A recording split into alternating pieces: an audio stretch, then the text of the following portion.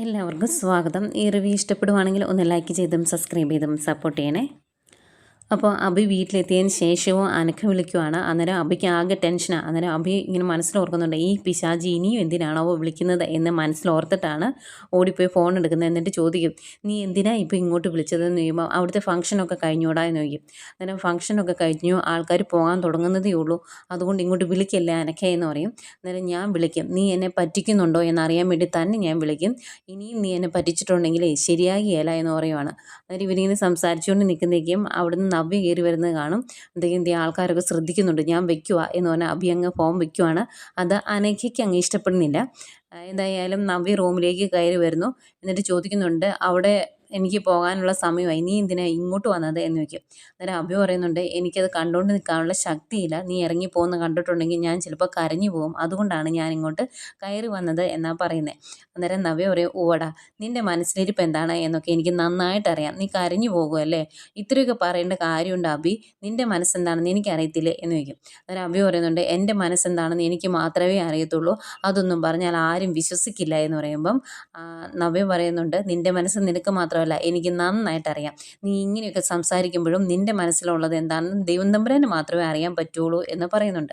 എന്നിട്ട് അന്നേരം പിന്നെയും സ്നേഹമുണ്ട് എന്നുള്ള രീതിയിൽ അഭി സംസാരിക്കുമ്പം നവ്യ പറയുന്നുണ്ട്, നിനക്ക് സ്നേഹമുണ്ട് എന്ന് പറയുന്നതൊക്കെ വെറും അഭിനയമാണ്, എനിക്ക് മുല്ലപ്പൂ മേടിച്ച് തരാം എന്ന് പറഞ്ഞ് പോയ നീ എവിടെയൊക്കെ കറങ്ങി നടന്നിട്ട് വെറും കൈയോടല്ലേ ഇങ്ങോട്ട് കയറി വന്നത് എന്ന് ചോദിക്കുമ്പം അഭി പറയുന്നുണ്ട്, അതൊന്നും ഓർത്ത് നീ വിഷമിക്കണ്ട, ഇനി നിന്നെ കാണാൻ വരുമ്പം ഒരു 10 മുഴം പൂവായിട്ടേ ഞാൻ വരുവുള്ളൂ എന്ന് പറയും. അന്നേരം നവ്യ പറയുന്നുണ്ട്, നീ പൂവൊന്നും കൊണ്ടുവരണ്ട, വരും ഇടയ്ക്കിടയ്ക്ക് വന്നൊന്ന് കണ്ടാൽ മതി, അതിനെങ്കിലും നിനക്ക് പറ്റുമെന്ന് ചോദിക്കുമ്പോൾ, വരും മോളെ ഞാൻ ഉറപ്പായിട്ടും വരും എന്ന് പറയും.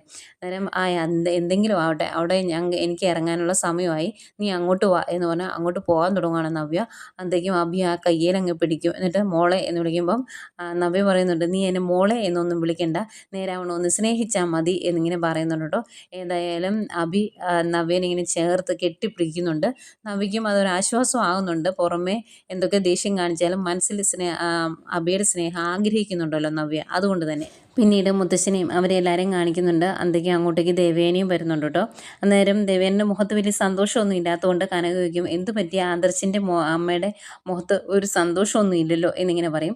അന്നേരം ഗോവിന്ദൻ അതിൻ്റെ കൂടെ പറയുന്നുണ്ട്, ഇനിയിപ്പം ഇഷ്ടമില്ലാത്ത നയനമോളെ ഞങ്ങൾ കൊണ്ടുപോകുന്നതുകൊണ്ടുള്ള എന്തെങ്കിലും ബുദ്ധിമുട്ടാണെങ്കിൽ അവളെ കൊണ്ടുപോകുന്നില്ല കേട്ടോ ഞങ്ങൾ എന്ന് പറയും.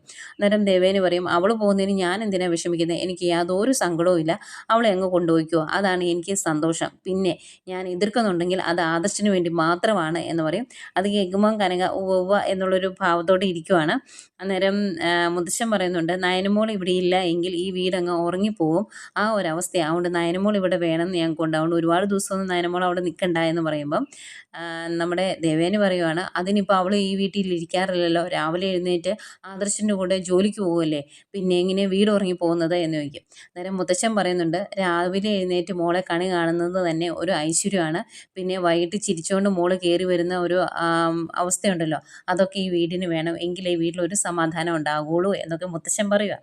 ഏതായാലും അതൊക്കെ എതിർത്ത് ദേവയാനി സംസാരിക്കുന്നുണ്ട്. പിന്നെ അതിൻ്റെ ഒന്നും ആവശ്യമില്ല, അവൾ ഇവിടെ ഇല്ലെങ്കിൽ എനിക്ക് മനസ്സമാധാനമുള്ളൂ, പിന്നെ ആദർശ് അവനൊന്ന് അഡ്ജസ്റ്റ് ചെയ്താൽ മാത്രം മതിയായിരുന്നു എന്നൊക്കെ ഇങ്ങനെ പറയുന്നുണ്ട്. ഇവരിങ്ങനെ സംസാരിച്ചുകൊണ്ടിരിക്കുമ്പോഴേക്കും അങ്ങോട്ടേക്ക് നമ്മുടെ അനി വരുന്നുണ്ട്. അപ്പം അനിയനെ ഇങ്ങനെ സൂക്ഷിച്ച് നോക്കുക കേട്ടോ നന്ദു. രണ്ടുപേരുടെ സംസാരം പരസ്പരം നോക്കുന്നത് കനക ശ്രദ്ധിക്കുന്നുണ്ട്. അന്നേരം ഗോവിന്ദനെ തട്ടി കാണിക്കുന്നുണ്ട്. അന്നേരം ഗോവിന്ദൻ പെട്ടെന്ന് ചോദിക്കുവാണ്, അനിമോൻ്റെ ഭാര്യ ഇവിടെ കാണുമെന്നാണ് ഞങ്ങൾ കരുതിയത്, എന്തേ വരാത്തത് എന്ന്. അന്നേരം ദേവേനി പറയുന്നുണ്ട്, ആ ഒരു കാര്യത്തിൽ ഇവൻ്റെ കയ്യിലും തെറ്റുണ്ട്, ഇവൻ മോളെ വിളിച്ചൊന്നും കാണില്ല എന്ന് പറയുമ്പം അനി പറയുന്നുണ്ട്, ഞാൻ വിളിച്ചാലും അവൾ വരികയില്ല, പിന്നെ എന്തിനാണ് മുത്തശ്ശൻ വിളിക്കുന്നത് എന്ന് പറയും എന്ന് ചോദിക്കും. അന്നേരം മുത്തശ്ശൻ പറയുന്നുണ്ട്, ഇവൻ്റെ ഭാഗത്തും തെറ്റുണ്ട്, രണ്ടുപേരുടെ ഭാഗത്തും തെറ്റുണ്ട്, അനാമിക മോളുടെ തെറ്റുകളെല്ലാം പറഞ്ഞ് മനസ്സിലാക്കുന്നതിന് പകരം അവൾക്ക് സൈഡിൽ നിന്ന് കൊടുക്കുന്നത് അവളുടെ അച്ഛനും അമ്മയൊക്കെയാണ് എന്ന് പറയും.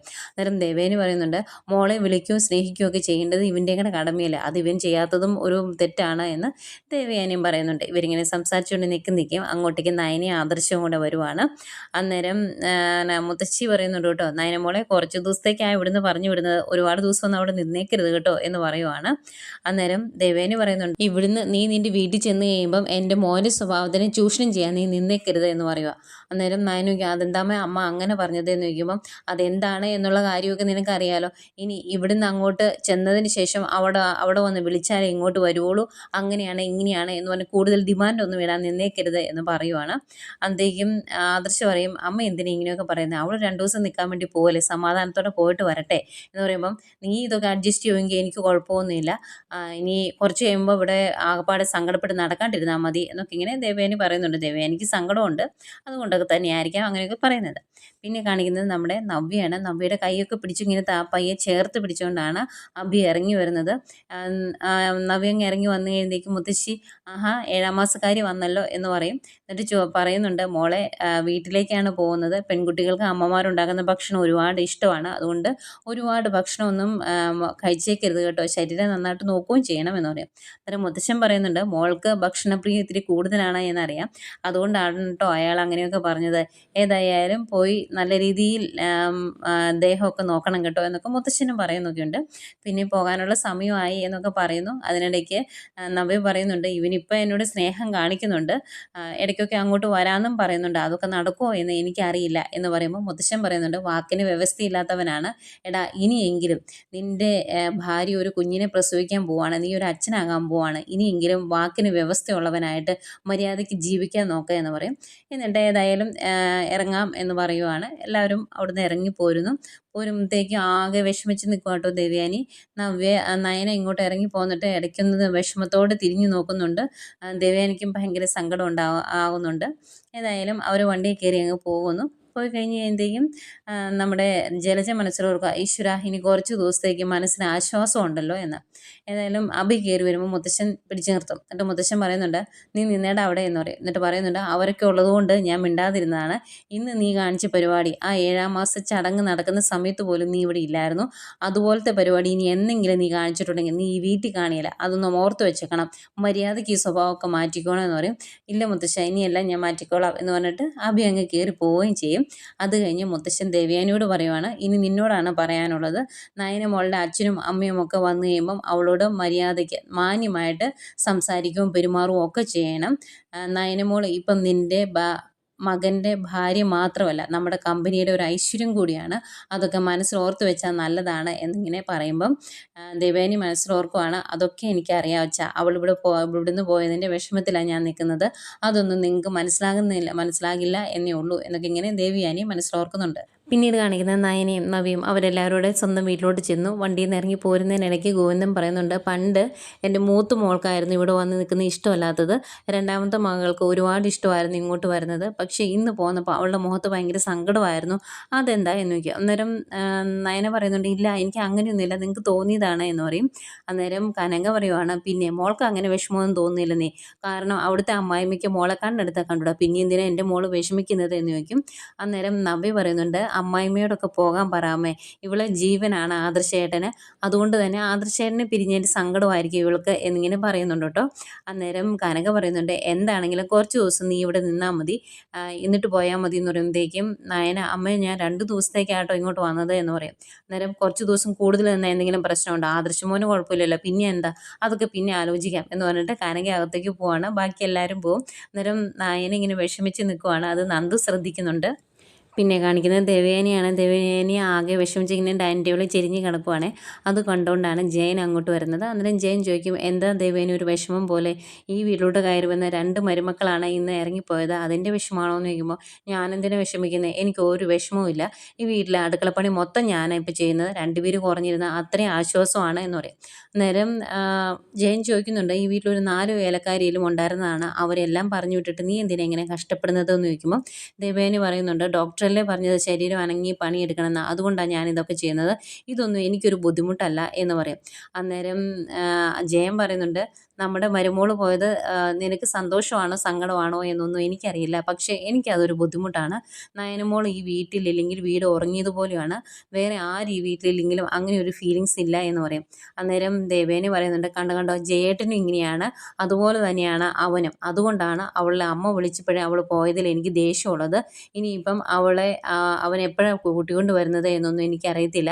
ഏതായാലും എനിക്കതിനകത്ത് ദേഷ്യമുണ്ട് എന്ന് പറഞ്ഞിട്ട് ദേവേനി ഇങ്ങ് പോകുമ്പം ദേവേനിയുടെ സ്വഭാവം മനസ്സിലാകാതെ ഇത് സങ്കടം കൊണ്ടാണോ ദേഷ്യം കൊണ്ടാണോ പറയുന്നത് എന്ന് മനസ്സിലാകാതെ ഇങ്ങനെ ചെറിയൊരു പുഞ്ചിരിയോടെ നോക്കി നിൽക്കുവാണ്. പിന്നീട് കാണിക്കുന്നത് നമ്മുടെ അഭിയും അനഘയാണ്. അനഘ അഭിയോട് പറയുന്നുണ്ട്, എൻ്റെ ജീവിതം ഇനി എത്ര കാലം ഉണ്ട് എന്ന് എനിക്കറിയില്ല. എനിക്ക് ഓർമ്മയും ഒക്കെ കുറഞ്ഞുകൊണ്ടിരിക്കുവാണ്. തലയ്ക്കാണ് എനിക്ക് അസുഖം എന്ന് നിനക്കറിയാലോ. അതുകൊണ്ട് എൻ്റെ മോളെ നീ ഏറ്റെടുത്തേ പറ്റുള്ളൂ എന്ന് പറയുവാണ്. അന്നേരം അഭി പറയുന്നുണ്ട്, എനിക്കൊരു വിവാഹം ഉറപ്പിച്ചതിന് ശേഷമാണ് നീ വന്നത്, അല്ലെങ്കിൽ ഞാൻ നിന്നെ സ്വീകരിച്ചേനെ. ഇപ്പോഴത്തെ എൻ്റെ സാഹചര്യം നീ ഒന്ന് മനസ്സിലാക്കണം എന്ന് പറയും. അന്നേരം അനഘ പറയുന്നുണ്ട്, പിന്നെ ഞാൻ നേരത്തെ വന്നാൽ നീ എന്നെ സ്വീകരിച്ചേനെ. നീ ഇതുപോലുള്ള നുണയൊന്നും പറയണ്ട. നീ എന്താണ് എന്ന് എനിക്ക് നന്നായിട്ട് അറിയാം. നീ ഒരു പെൺകുട്ടിയെ വിവാഹം കഴിച്ചാലും മറ്റു പെണ്ണുങ്ങളെ അന്വേഷിച്ച് നീ പോകും. അതുപോലൊരു സ്വഭാവക്കാരനാണ് നീ. അതുകൊണ്ട് ആ കാര്യമൊന്നും പറഞ്ഞ് നീ എന്നെ വിശ്വസിപ്പിക്കേണ്ട. പക്ഷേ എൻ്റെ മകളെ നീ സ്വീകരിച്ചേ പറ്റുള്ളൂ. ഇന്നോ നാളെയോ എന്ന് പറഞ്ഞാണ് ഞാൻ മുന്നോട്ട് പോകുന്നത്. അതുകൊണ്ട് തന്നെ എൻ്റെ മകൾക്ക് അവളുടെ അച്ഛനെ ഞാൻ കാട്ടിക്കൊടുക്കാൻ പോവാണ് എന്ന് പറയുമ്പോഴത്തേക്കും അഭിക്ക് ആകെ ടെൻഷൻ. അതിന് അഭി പറയും, വേണ്ട, അങ്ങനെയുള്ള കാര്യങ്ങളൊന്നും നീ ചെയ്യണ്ട, അതിനുള്ള സമയം വരുന്നേ ഉള്ളൂ അനഘ എന്നിങ്ങനെ പറയൂ കേട്ടോ.